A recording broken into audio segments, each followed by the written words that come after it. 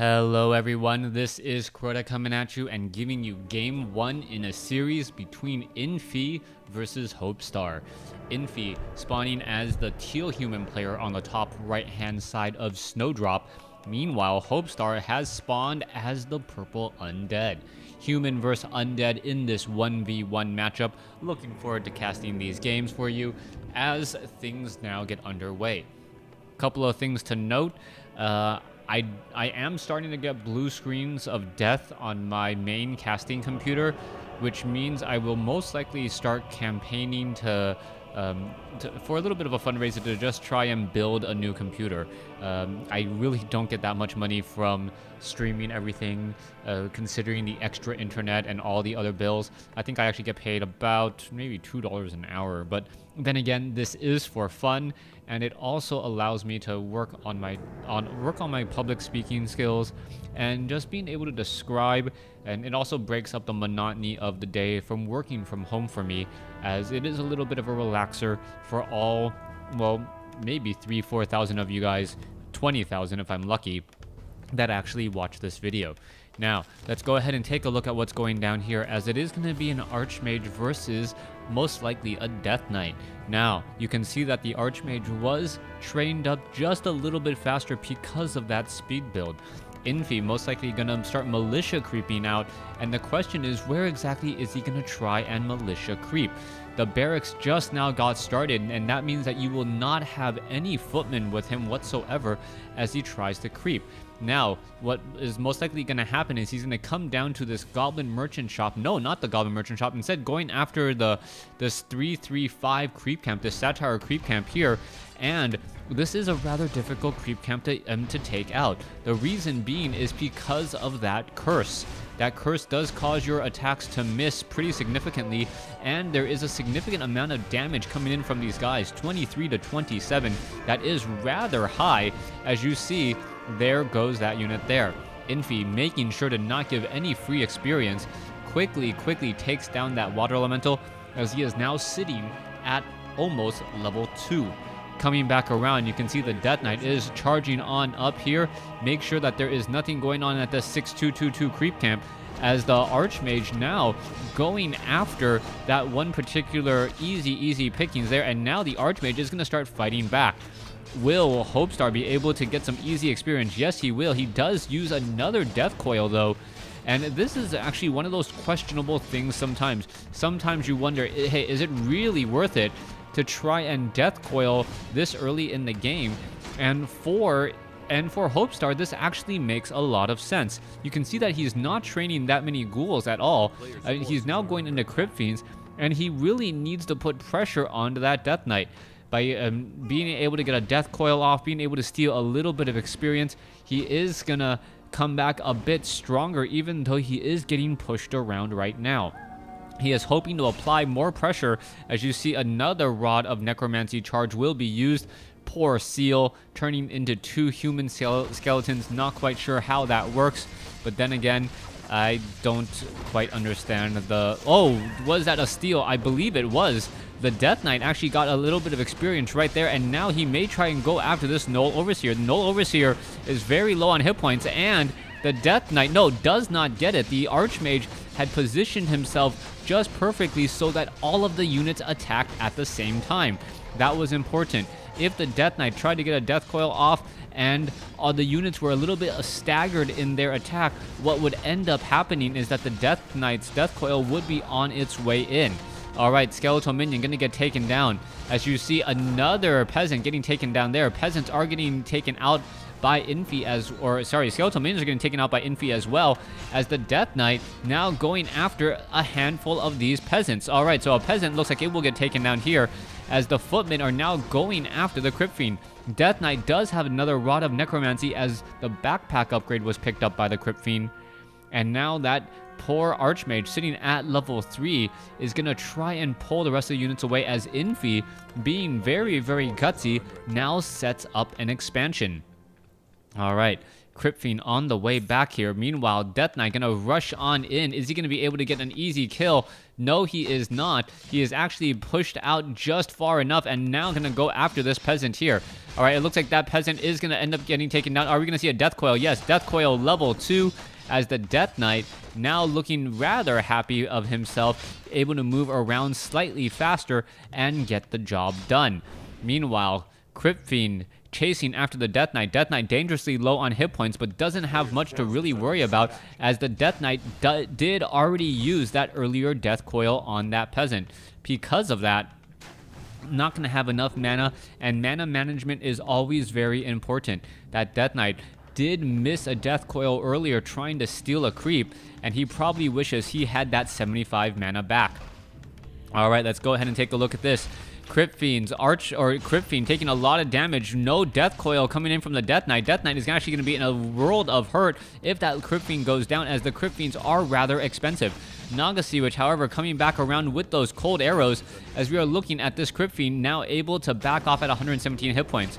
Alright, triple Archmage now putting pressure onto that Naga Sea Witch. Does Hopestar actually have a good idea of which one is the right one? All of them are being microed pretty regularly, as the Crypt Fiend now taking far too much damage. Alright, that Archmage now looking to back off here. Crypt Fiends are doing a good job getting in a little bit of damage here, but these Wand of Illusions now giving chase. Town Hall is up. You see an Arcane Tower coming into play. Arcane Vault being added as well. There are too many peasants on this gold mine. One should be pulled off, perhaps, in order to try and gather up some lumber, as we're looking at the Naga Sea Witch still sitting at level 1. Alright, in comes a Footman. That Footman is going to have a very, very bad day. Cold arrows plus Unholy Aura means that that Footman will most likely just get taken out. Alright, is it going to get taken out here? It is going to get padded a bit, down to 79 hit points, down to 29 hit points, and one more shot. Oh my goodness, 1 hit point there, finally getting taken out.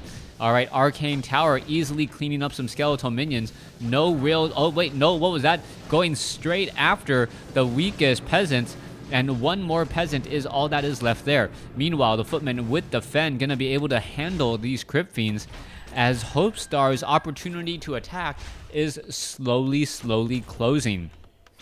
Do we have a transition into a slaughterhouse?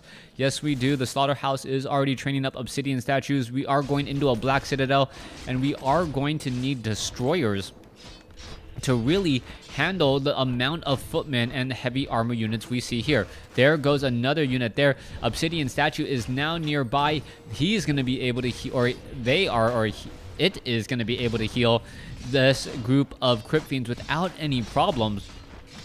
As you now see the Arcane Tower getting, well, it doesn't look like the Arcane Tower is going to get focused down. No, one Scout Tower, which was upgrading into a Guard Tower, going to get taken down instead. All right, looks like the Water Elemental is going to be taking more damage again. There it goes, as the Death Knight is slowly massing up more and more mana. He also has the Essence of Blight coming in from the Obsidian Statue, and that is going to help, as Water Elementals are still pushing forward, attempting to go after this Obsidian Statue here, but a second Obsidian Statue now comes in, and that Water Elemental is going to go down. All right, 2 bases to 1, and all Infi can do is pretty much hold on this fight. He is losing a bit of units, but he is also harvesting more, so that is a bit of fair play coming in from both of these sides here. The Obsidian Statues with their magic damage can actually deal more damage than the Crypt Fiends right now, since the Crypt Fiends attack can be deflected and is already severely reduced. Alright, Obsidian Statues now in the backfield. Crypt Fiend gets taken down,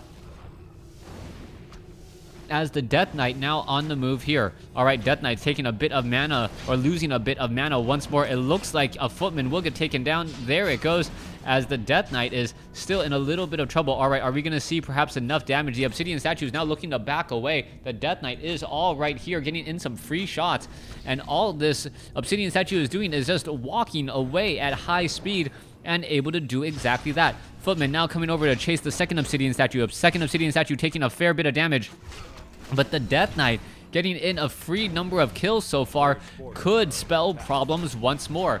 All right, burrowing of a Crypt Fiend. Water Elemental number 1 gonna get taken down. Water Elemental number 2 is next on the horizon, and it looks like it will get taken down as well. Level 3 now on the Death Knight, as the Footmen have to really consider what they want to be doing with their lives, except for running away from those Crypt Fiends. All right, let's go ahead and take a look. That Infi's Footman now down to 67 hit points. Just turn around and shoot, and that should be enough. Yes, there it goes. Another unit now taken down, as this Footman will get taken out as well. All right, Infi's happy to play the game he currently is. He is ending up losing the fight right here, but he should have enough to keep the war going on. 600 gold about, so that means he's about a minute ahead of Norm. Yes, almost a full minute ahead of his opponent in terms of just gold amount. And then once Infi is able to spend all that gold, he's going to be able to catch up and then surpass because of that extra bit of income. What is going to be happening next, as Destroyers now taking to the skies? Death Coil on the Destroyer to try and keep him alive. And now here is the attack. Destroyer doing its thing, destroying the Arcane Vault off to the side here. Meanwhile, back in the Undead base, Undead doing a great job putting pressure on the Nerubian Tower. Now, if this Nerubian Tower falls, I think that is going to be a little bit too much focus coming in from Infi. Infi needs to choose his targets and priorities better, and it looks like he's been doing exactly that. All right, there goes Water Elementals taking down the Destroyers right there. Very, very easy for it to take down, even though the Destroyers had Devour Magic. I think it just did not work out that way, as the Destroyer down to 4. Wow, that was cutting it extremely close, as it now backs off. All right, Peasants attempting to repair here, but I don't believe it's going to work. No, it does not work, as we are still fighting in on this good fight here. All right, let's take a look. More and more units are going to go ahead and fall down. Infi getting this guard tower down to sub 200, or almost sub 200, as the Peasants are just massively repairing. The Crypt Fiends need to take down this guard tower, and that is going to be what is happening. Naga, Sea Witch, and Lich now all ready to go. Are we going to perhaps see a Frost Nova? No Frost Nova, as the guard tower is now just getting repaired massively. All right, another Peasant could get taken down. There goes another one, as the Death Knight is still taking too much, taking a bit of damage. We see no more Obsidian statues. Meanwhile, back in the base of the human, or back of the human army, the Undead is able to push back all those units, as we now see a teleport back here. Wait, no, where did they go? They teleported back to the main base and are now going to heal back up first. Paladin going to be added as the second hero, as opposed to the stereotypical Mountain King. Paladin is very strong, though, as it does have an instantaneous 100-point damage or 200 hit point heal, depending on what unit you are casting that on. All right, Ice Troll Warlord, the 633 creep camp, going to be very, very easy to take down. Meanwhile, Hopestar looking to take down all of these units. I don't believe he's going to have that much luck so far, as the Troll now taken down. So far, you can see, I believe he picked up, was that a health zone that he picked up from there? Not 100% sure, but he is still able to do a fair bit. Let's take a look back over here. A Spider, -5 armor, taking an additional 27% damage. Meanwhile, off to the north, we see that the Death Knight and the Lich are ready to begin pressuring again. All right, Lumber Mill gonna get taken down. That means no more masonry upgrade, and Infi, I thought, would have actually pulled his economic lead much, much higher. You can see that he's sitting at 50 over 54 supply compared to his opponent, who is now sitting at 42 over 50 supply, and that does mean Hopestar is actually being much more efficient with the gold that he has. He is only down about 8, what is that, about 8 supply, and 8 supply comes out to be maybe a 1 minute expansion, 1.5.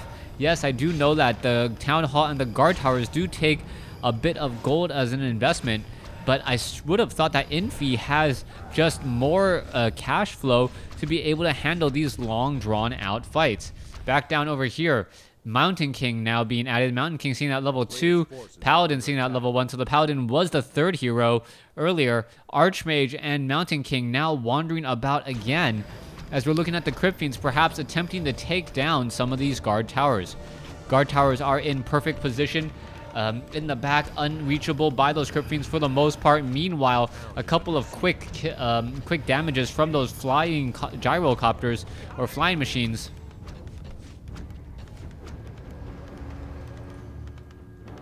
Still causing problems. All right, Archmage, Paladin, Mountain King now teleporting back home. I believe the same was for the Undead.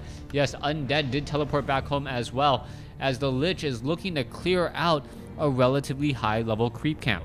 If he's able to clear this out, he should be in prime position to follow things up and take out his opponent. No, he's not actually going to be doing that. He's going to be heading straight to the north, and this is going to be a little bit of questionable behavior. If Infi can hold off this attack, Infi is going to take the game here. Otherwise, I do believe Hopestar has the opportunity to make Infi pay for that very, very fast expansion and just make it so that the economic advantage is finally moot. All right, let's go ahead. Let's take a look. Wait, no, what's going on over here? Down off over here, you can see that the Lich has now finally hit level 2. May perhaps even try to get Frost Armor to stick a while and even longer. Also, Infi on the bottom right, getting very high level. Level 3 Mountain King. Paladin is sitting at level 2. I believe, yeah, I believe, well, he's sitting at level 2. I just can't tell what level or how close he is to level 3. Very close to level 3, in fact, and may get it off of these remaining wolves. All right, back to the north. All right, back to the north. You see the meat wagons just flinging their bodies over and dealing a lot of damage to Infi's base here. Now, what is going to be happening next? Scroll of Town Portal coming in. And are they going to land straight up on top? Yes, pretty much straight up on top there, but they have to be extremely careful, as here we go. So far, web after web after web, Knights and Naga Sea Witch, and there is the GG. Hopestar loses game number 1. Thanks for watching. Thanks for listening. Hope you guys enjoyed it.